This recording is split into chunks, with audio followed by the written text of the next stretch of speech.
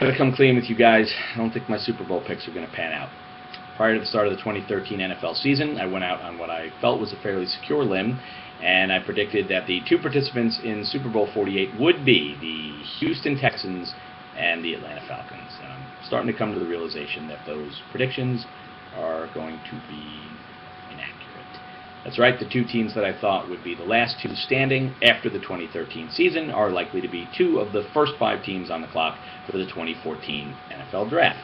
And did not see that coming, nor did fans of either franchise, but they can take heart because I really can't remember a team that was picking in the top five, and not by virtue of having acquired that pick via trade, but teams that wound up, based on their record, in the top five, that are as good and have as much going for them and as much talent on their roster as both the Falcons and the Texans have. Probably the closest parallel is after the 2009 season, the subpar season for San Francisco, landed them the seventh pick in 2010. They took Aldon Smith, and 2 years later, damn near won the Super Bowl. And I think that fans of both the Falcons and the Texans are going to find that by adding an impact player with a top five pick in the 2014 draft is going to put their teams right back into contention probably as early as next year.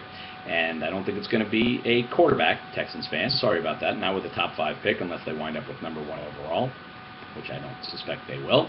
But I would not be surprised to see the Texans wind up with one of the top two tackles available, be that Jake Matthews or Cyrus Kouandjio.